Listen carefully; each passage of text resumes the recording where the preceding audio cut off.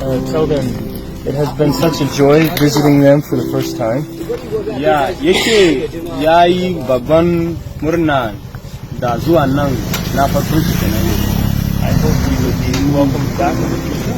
Yana cewa yana fata in za mu dawo kuma za ku ji marmari ku ce ya dawo ya yi gaisuwa. This is a very beautiful place.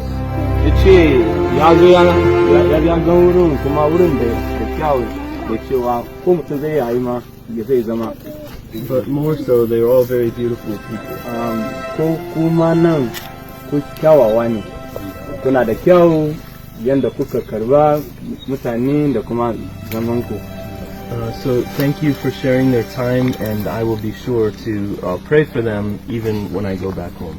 Yace mun gode da zorafinku da kuma lokacin da kuka bamu kuka taso da zuwa nan zai koma yana addu'a da cewa yanda ya same ku lafiya zai ci gaba addu'a so da mu zama lafiya. Even pray that God will allow you to have plenty of fish. Exactly. I was going to say happy fishing. Yana kuma addu'a da cewa zai yi addu'a kuma ruwan da kuna zuwa kifin da kuna kama Allah zai kawo kifi manya-manya wanda zai yi double.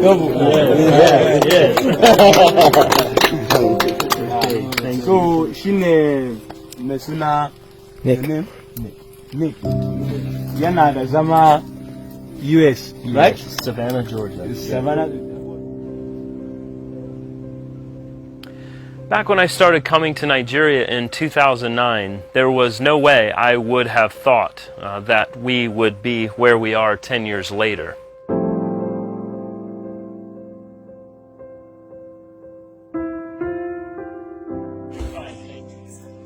This is amazing. Bro, this is wonderful. That's so bad. That's so good.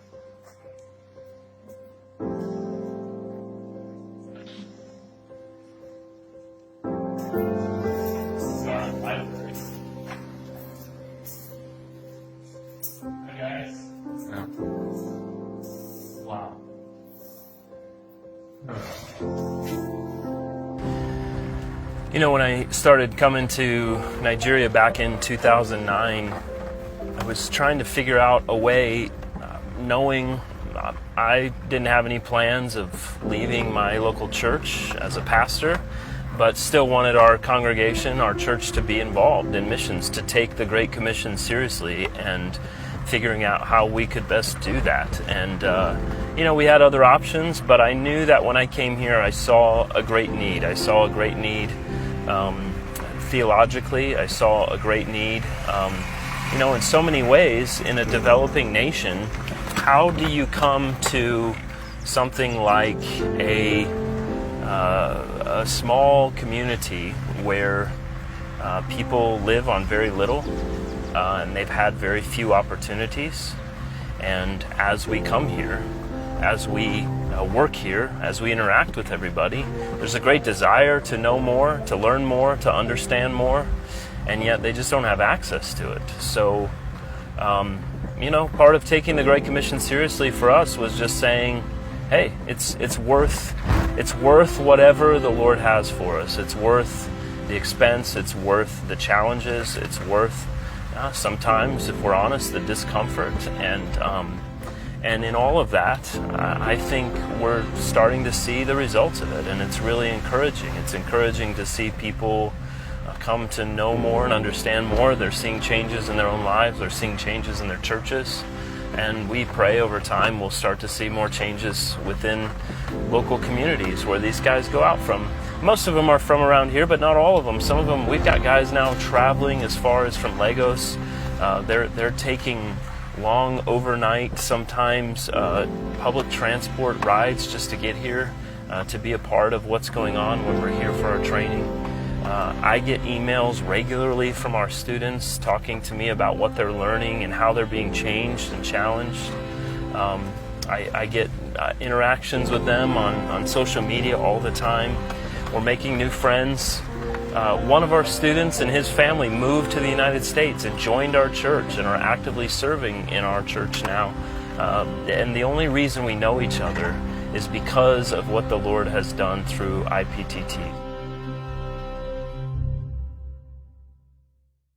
Back then we were doing pastors' conferences, evangelism, but we knew we needed to see more. We needed to start training pastors.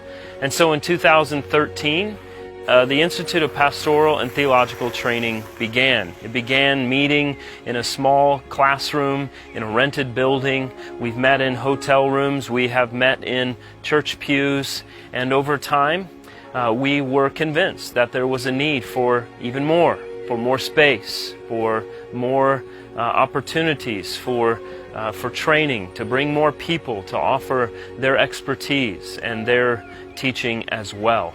And so in 2016, we broke ground right here, and 3 years later, here we are. We have our academic building about 90% completed. We're beginning work on our guest house. Behind me here is the Institute of Pastoral and Theological Training guest house. This is slated for the future so that we can have a place for our instructors to stay when they're coming and visiting from other places. Right now, primarily from the United States, but eventually we want a place where we can house those who will be here on a full-time staff as our administrators and instructors. But obviously, this needs a lot of work. We got started when the academic building started, but wanted to commit all of our resources to making sure we had everything we needed right away for the students. But we have a start, and now we're just waiting for the funding to be able to continue. All right. One day we'll have steps there so we don't have to make a big climb in. Basically, the building here consists of 4 quarters for guests, and then a common area right here with a dining area, a sitting area, a kitchen to prepare our meals and everything else. So I'll just show you one of the living quarters, what it will be like. Each room will have a sitting area. This one's covered in water right now because we don't have a roof. It'll be a sitting area, and then behind we have a bedroom, and there will be a bathroom as well. All of it's just walls right now, but eventually want to build that out, and we'll have a place for people to stay. Like I said, 4 different ones throughout, and then some of them, if we have couples come, then we'll have a place with a larger room and a little bit bigger in terms of the quarters for them to stay as well.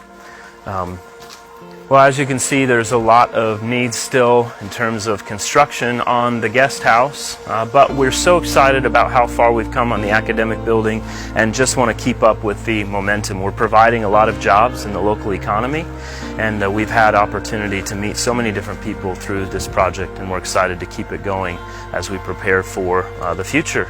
And I think that one of the things that is going to be great for this community is that we continue to have a long-term academic institution here.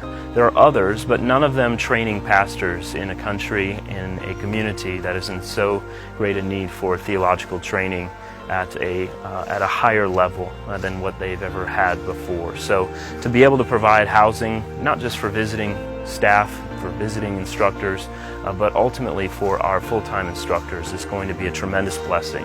And we're hopeful that we can raise the funds and be able to complete this project so that instead of working on building projects, we can focus our attention more on the instruction and building our team so that we can provide the best possible education for our students. Estimating costs for our building project have been difficult because of the fluctuating economy in Nigeria, differences between the naira and the dollar over the years since we started building. But at this point in time, we're estimating that we can have our entire project completed, guest house, the grounds, everything that we have remaining to do for another $50,000 US. We need a roof on the guest house, of course, which is the most expensive single project that we have to do, which is estimated at around $15,000 to $20,000. And then after that, obviously, we need to finish with the painting and tiling and doors and windows and everything that goes into a separate building altogether. and then the furnishings and everything to make this a livable space. We still have a lot of furnishings and things to do inside of the academic building, but that's rounding up, and we're very excited where that has gone. So we have the costs for all the various projects, the simple things that we would like to do. And if people were willing to donate to finish one of the rooms, or just our common area, or just our kitchen, or just the roof, that would go a very long way if churches wanted to undertake just providing the funding for a single space. That's a huge benefit to us and a wonderful gift, and we really look forward to seeing how God will provide through His people that we can continue this work and continue going through getting this done so that we can provide the education that we want to provide for this community.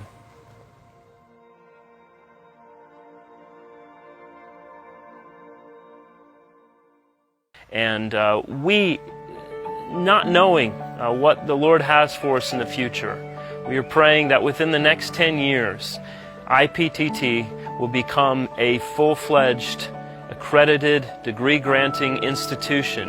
And within that we will have full-time staff here, administrative staff, teachers, professors, that we will have a place for students to stay and to come as resident students. And we believe we can do that. We never thought we would be here, and yet here we are. And so we really look forward to seeing what the Lord has for us over the next 10 years, and trust that whatever it is going to be for His glory, for the building up of His church, and that His ministers will be qualified and capable proclaimers of the gospel to the ends of the earth.